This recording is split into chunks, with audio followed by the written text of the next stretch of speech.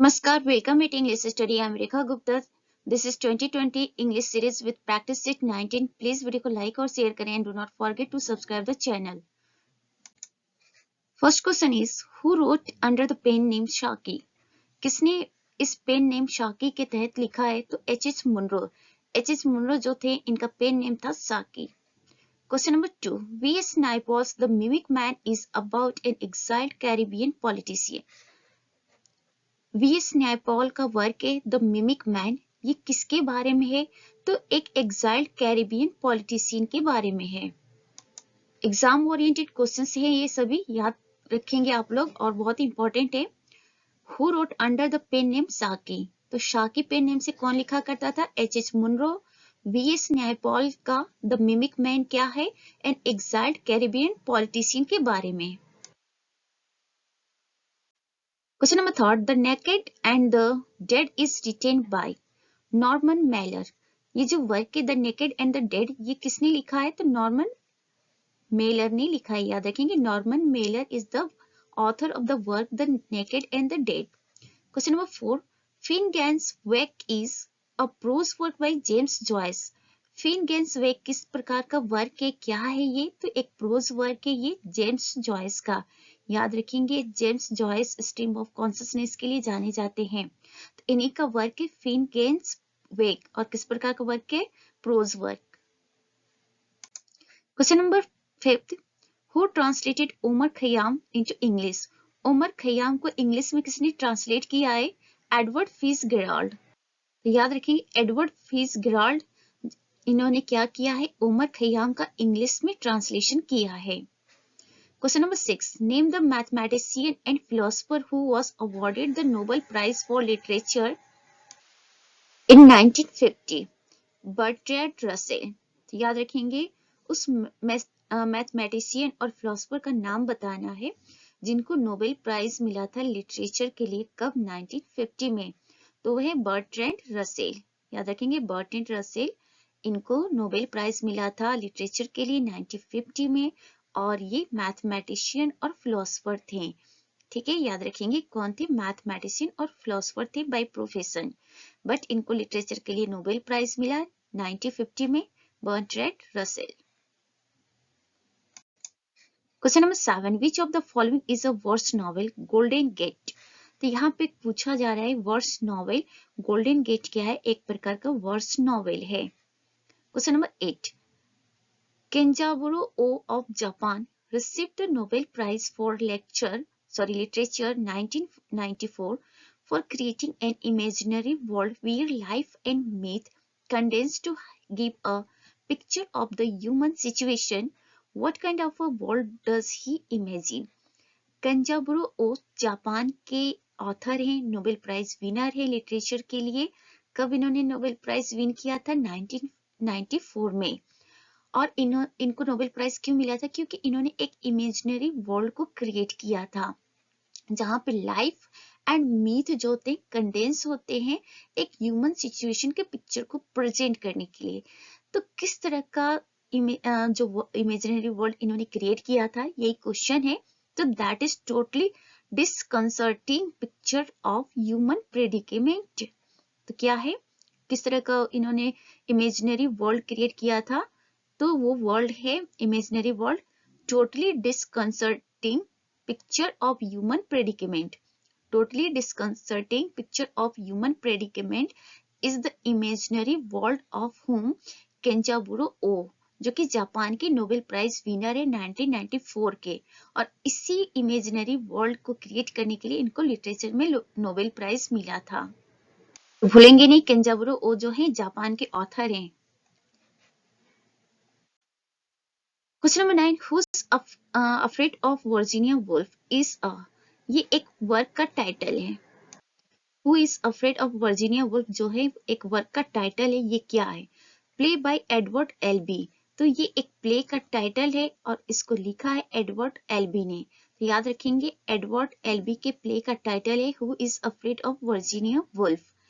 तो Virginia Woolf जो है नॉवेलिस्ट है, याद रखेंगे, और इन्हीं के ऊपर इन्होंने ये प्ले लिखा है एडवर्ड एल्बी ने. Question number 10. Who wrote under the pseudonym Mark Twain? Mark Twain pseudonym से कौन लिखा करता था? Samuel Langhorne Clemens. तो याद रखिए सैमुअल लॉन्गहॉर्न क्लीमेंस जो है मार्क ट्वेन के सीडोनेम से लिखा करते थे। सीडोनेम क्या होता है? जब एक ऑथर दूसरा नेम अडॉप्ट करता है और वो अपनी जो रियल नेम है उससे हाइड करता है, कंसील करता है, तो और दूसरे नाम से वो लिटरेरी जो क्रिएशन है वो करता है, दैट इज कॉल्ड सीडोनेम। तो याद रखेंगे मार्क ट्वेन किसका सीडोनेम है? सैमुअल लॉन्गहॉर्न क्लेमेंस का। और who is afraid of Virginia Woolf, ये प्ले किसने लिखा है? एडवर्ड एल्बी ने। Question number 11, the Prophet is written by Khalil Gibran. The Prophet जो वर्क है ये किसने लिखा है? खलील गिब्रान ने लिखा है। इंपॉर्टेंट क्वेश्चन है ये। The Prophet is the work of Khalil Gibran. Question number 12. Albert Camus was a French existentialist. Which novels are written by him? Albert कैमस कौन है? वो फ्रेंच एग्जिस्टेंशियलिस्ट है। इन्होंने कौन से नॉवेल्स लिखे हैं? तो द प्लेग लिखा है इन्होंने, द आउटसाइडर लिखा है। याद रखेंगे द प्लेग, द आउटसाइडर दोनों वर्क के एल्बर्ट कैमस का, और ये फ्रेंच एग्जिस्टेंशियलिस्ट है। Question number 13. I think I could turn and love with animals. This is the opening line of a poem. Who is the poet?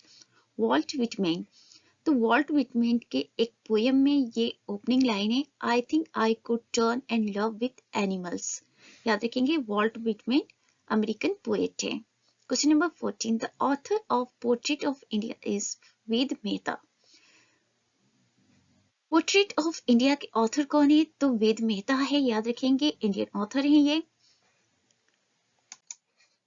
Who wrote My True Faces, आजादी, Into Another Dawn, The Crown, The Loin Cloth? तो ये सारे जो works हैं ये किसने लिखा है? Chaman Nahal. Chaman Nahal is Indian author और इनका वर्क है My True Faces, Azadi, Into Another Dawn, The Crown, The Loin Cloth। तो ये चारों वर्क हैं चमन नाहल के। याद रखेंगे true Faces, Azadi, Into Another Dawn, The Crown, The Loin Cloth। Question number 16. Which are the works of Anita Desai?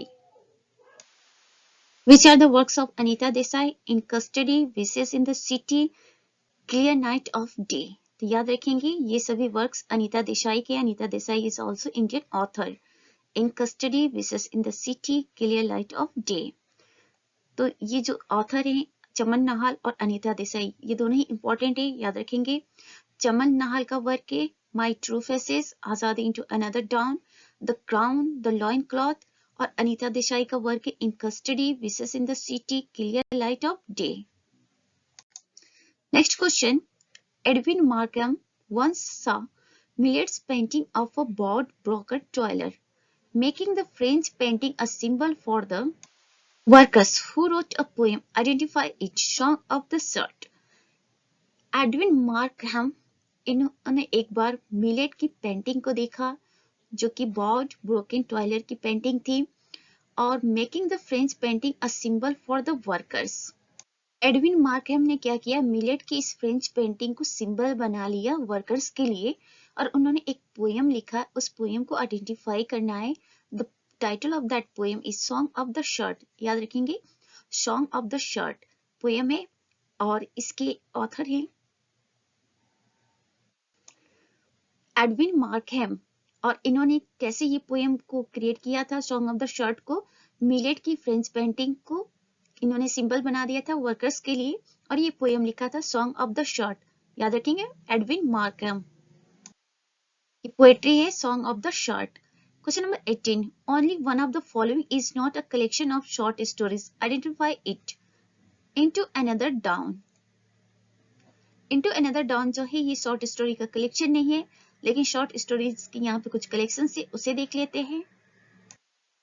The पोलिसमैन and the रोज ये short story का collection है। गेम्स एट ट्विलाइट ये भी शॉर्ट स्टोरी का collection है। Bombay beware ये भी short story का कलेक्शन है। बट इनटू अनदर डॉन ये शॉर्ट स्टोरी का कलेक्शन नहीं है।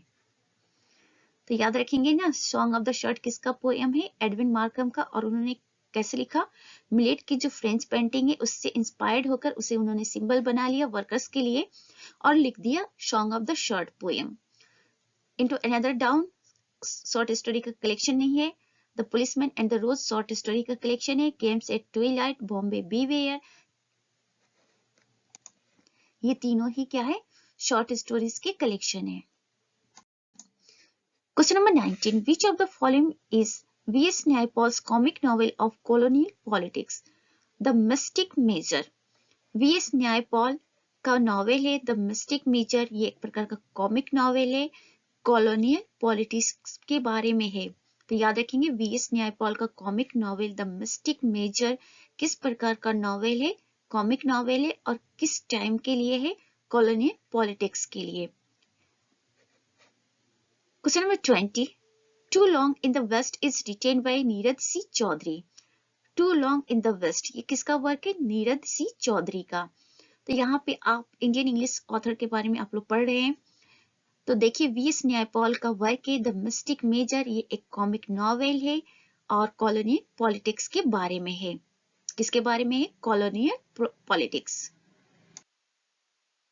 द मिस्टिक मेजर के ऑथर वी.एस. न्यायपॉल और the mystic major comic novel colonial politics के बारे में। Too long in the west Nirad सी चौधरी का वर्क है, ये इंडियन ऑथर है। This is all about for today's video. Please video को like और share करें and do not forget to subscribe the channel. Thanks for watching. Be happy. Keep smile.